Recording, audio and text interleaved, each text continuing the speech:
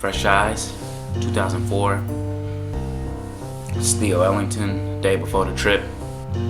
It's an hour till I had to go to Salesforce for the meeting. The meeting with our parents. Here I am, getting ready to pack this bag. The dress-up shirt. Every man must have one. Every man. They gotta have a dress-up coat. Oh no, a dress-up shirt and a leather coat. There's two things every man must have. And some house slippers too. The big green bag. It's done with. But of course, I got another bag right here. You know, us black folks, we like to overpack, so I mean, it's all good, because you never know. That's the way I look at it, you never know.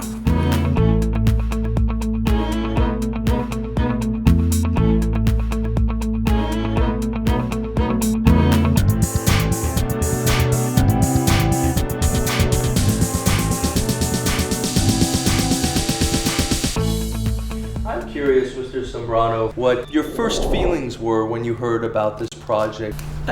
It's a mixed feeling. I mean, I feel so proud, but at the same time, what's it going to do there? There's a confusion, a mixed feeling, really. And I think that this should be a moment that you guys should never forget. And as you grow older and off into the career, you'll think about that first out-of-state program that you guys did together.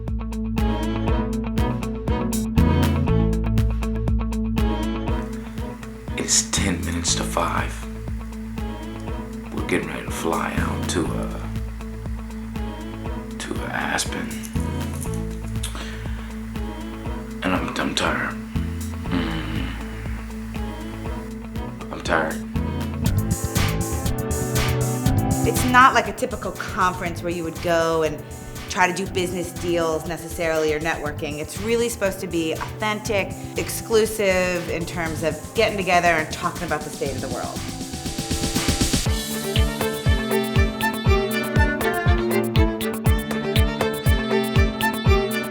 In our culture, we are scared of kids, especially YouTube, kids in exactly your demographic.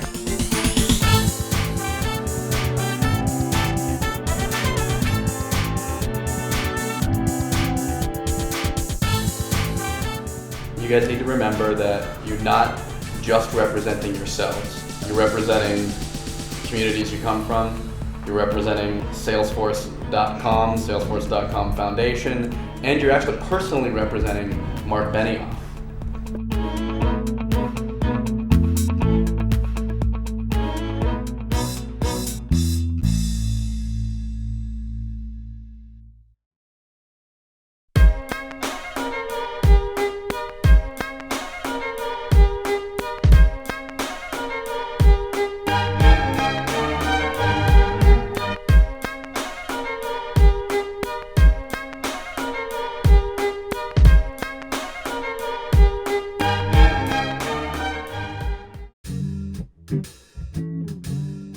We can go over the schedule, Okay. and then take you over to where we think would be a good place for you to sort of be for the interviews. Okay. Discuss how we're going to get the people to you for the interviews, and then go over to the St. Regis and show you the venues for tomorrow. So this is really the main recruitive area. Okay. So from where you are, you'll have a straight line to CNN.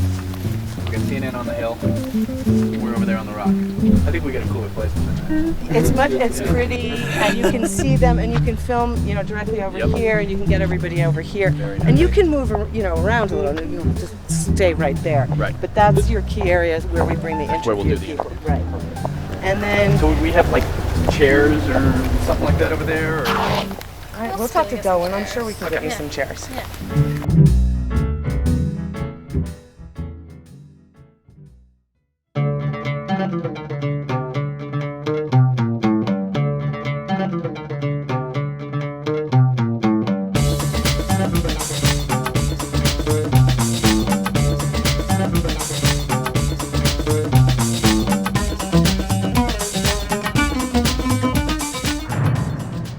basically my dad says you can tell how affluent a neighborhood is by how wide the streets are. And these are some pretty wide streets. We can help people with malaria. We can help people with HIV/AIDS. We can do something about global warming. Well, how much is it going to cost?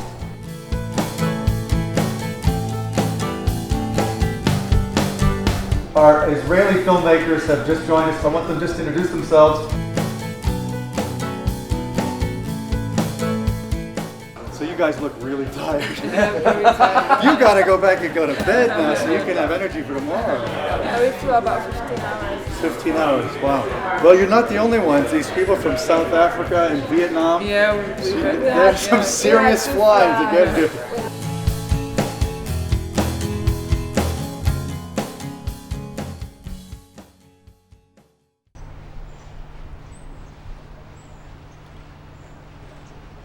Welcome to Brainstorm.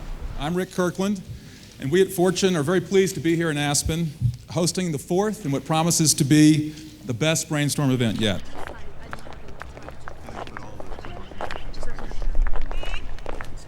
Now, I just wanted to mention another thing that you may not know. We have 4 young filmmakers, video makers here, who are making a documentary at Brainstorm. I hope you'll meet them, and I hope you'll cooperate with them if they'd like to talk to you. Fortune was both extremely excited, but at the same time they were a little nervous.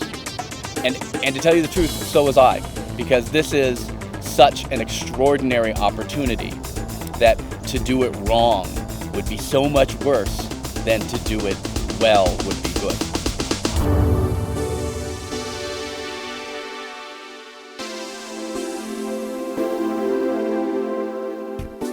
How do you think technology can promote diversity? I was wondering if you have any advice for teenagers to really try and find themselves and sort of find their place in society. We came here, this is who we are, and we're not trying to pretend someone else. And we feel comfortable working with people. Nice to meet you, Paul. Leo. Leo, good to meet you. Sabrina. Sabrina, nice to meet you. Nice to meet you. See you. I still want to ask you, what's sort of like the major choice in your life that sort of put you in where you are in your life right now? Sort of, yeah, 1 or 2 major choices. You know, I made up my mind that I wasn't interested in entertainment. I wasn't interested in income or high standard of living. I just wanted to help my country. So what kind of person the military made you be? When did you become? Well, I think that when you rise through the ranks of the military, especially through the Army, you have to have a really good understanding of people. If you look at what the United States Army is doing today in Iraq, what you realize is there's 140,000 people over there that are on the ground in a very difficult position. Someone has to look after them, has to motivate them, give them the right instructions, develop them, rotate them, support them. It's about leadership. And so I think you become very humanistic. You learn that there's good and bad in everyone. You learn that things are what you make of them. You learn to look on the bright side of life and try to help your fellow human being, because that's what it's all about.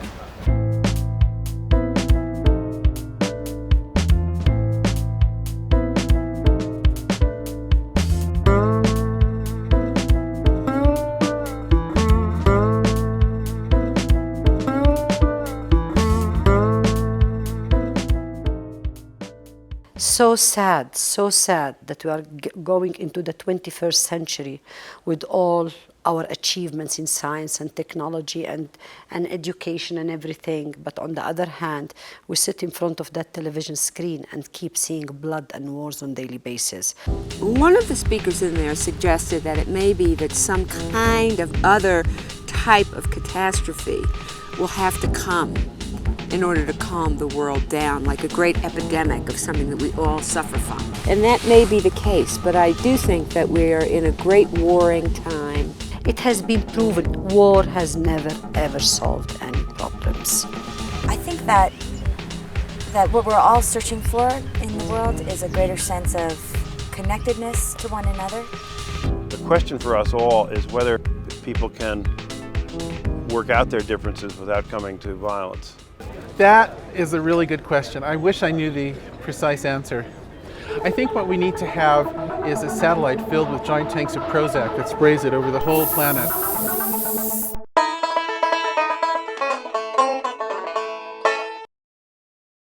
Well, I'm an optimist. If I wasn't an optimist, I wouldn't organize a conference like this. This conference is based on an optimistic idea that if we think about the world's problems and we talk more, we can come to better solutions together. If you look at the Israeli-Palestinian situation and see how difficult it is, there's a temptation to give up hope, and that would be very dangerous. I think it's up to your generation to find new solutions, because the old people who make the decisions today unfortunately grew up in a very different world. The older generation of men are the ones who are really, pushing and killing the women and children in this world. Right now, in this summer of 2004, we see there's a fair amount of conflict in the world that is expressed in violence. And I don't think it's a promising era, but we all have the capacity to do better today and then to do better tomorrow. I hope, and you all who are the hope of the future, I hope that your work and your experiences will build a better world than we've been part of. It is all about optimism. Keep your mind focused on strong beliefs that there is a change, and that change will come from strong minds like yourselves. The decision makers who make decisions on these issues do not understand the new world. It is your responsibility of your generation to explain to them how the world has changed. It was 95 degrees here today in Aspen, right? We're at 8,000 feet in the Colorado Rockies. How could it be 95 degrees here? The one thing about September 11th, it was a lightning rod for our organization, and everybody understanding we're going to have to change to push the information up. If you say we can't do anything about terrorism until we have proof beyond a reasonable doubt that there's a problem, I think we're just setting ourselves up once again to fail to connect the dots. So you guys have just been to 2 conference sessions, your first 2 conference sessions here at the Aspen Brainstorm. Yeah, the conference that I went to was the decline in American reputation, which was basically about, or the part I got out of it was why other people don't like Americans. I think that America helped to a lot of countries all over the world, so I really don't understand why. Maybe it's because America, she's the boss of the world. Maybe just people don't like to have bosses. Maybe the rest of the world is afraid from this big America. Because everywhere you go, you see some American product trying to Americanize someone. I'm Filipino. Most of us have dark skin, but a lot of the Filipino stars in the Philippines, they're all light-skinned. They all try and look as American as possible. Each one of us has his own religion, culture at the basis, but sometimes I decline myself and become American totally. I imitate it totally.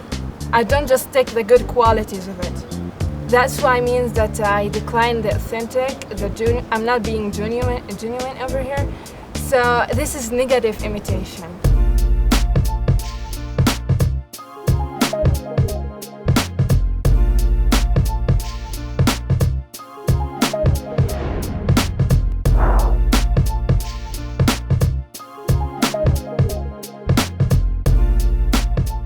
My name's Paulo, I'm 17 years old. You know what I'd like to do? Yeah. Is it possible to move us this way so we don't have to look around that? Is that going to screw up your shot? Oh no, it's actually better.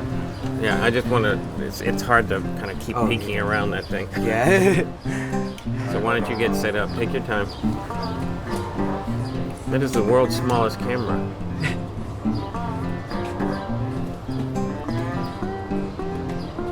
Ready when you are. Alright, so my name is Paul Wolfowitz. I could only do it during those years of my life, and I delayed doing the Chinese. A lot of people talk about careers. I'm not really a believer in careers. Just doing the right thing at the right time, what seems right to you. This conference is pretty huge. A lot of movers and shakers. A lot of people pretty much make the world go round, and it's really kind of overwhelming for me right now. Yeah. And what advice would you give me? What would you want me to take away from this conference? Right. You know, first thing you should do is relax, because they all go to the bathroom the same way you do. And it's something that's important to remember. And they all have their flaws, and they all have their problems, and you have to keep that in mind. I mean, looking at me, you wouldn't guess that I was in a mental hospital twice for manic depression, but I was. And each of these people have hidden things behind their success. When you're doing real well in life and then suddenly you end up in a mental hospital and you're diagnosed with a disease that you didn't know you had, number one, it's kind of shocking. Yeah. Shatters the old ego pretty quickly. But number two, it's very good because it teaches you to have perspective on life that other people won't have. But I bet you if you asked anybody in this crowd what their most important experience was, they'd probably tell you it was something bad that happened to them rather than something good that happened to them. Wonderful. Great. Okay. That help? We're good. Thank you so much, Mr. Boyd. Pleasure. Bob. Bob, please. None of this Mr. stuff.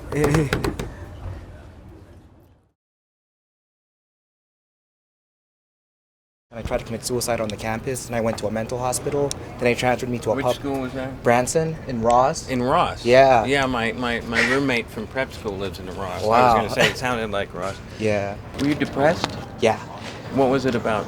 Oh, it was just more about the kids and sort of, you know, it's such a cultural shock, you know. You know, it's kind of hard to really be open and talk about, you know, I had suicidal tendencies, I was locked up. Because, you know, there's the whole shame factor. And, Oh, I know. God, No, my I'm life glad right that now. you're open about it. It's Yeah. a really important thing. When I went to the White House, I worked for Clinton in the White House. Yeah. One of the most important things I did was talk openly about my own mental illness. Wow. And I think it's a really important thing to tell people that you've been down so they know you can come back and have a life again. Yeah. I'm very sorry you suffered, because I've been there. I mean, I've had suicidal depressions, a number of them, so I know what it feels like, to say the least. Yeah. But you should have a lot of pride in the fact that you came back from what you came back from. Thank you. Sure. It's really brave of you to say that. So. Oh, gosh. Yeah. You know, be in touch anytime. Let me give you a card. Oh, definitely. I've done a lot of work with advocacy groups for mental illness That's over great. the last 15 years, since I was diagnosed. Wow. Well, I figure if people like me don't do it, who's going to do it?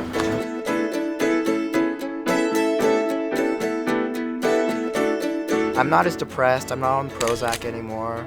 And I'm still dealing with it, though. It happens every so often that, you know, I guess an inner part of me knows that I'm still capable of this stuff. It still crops up every so often, and I try and deal with it, you know, accordingly.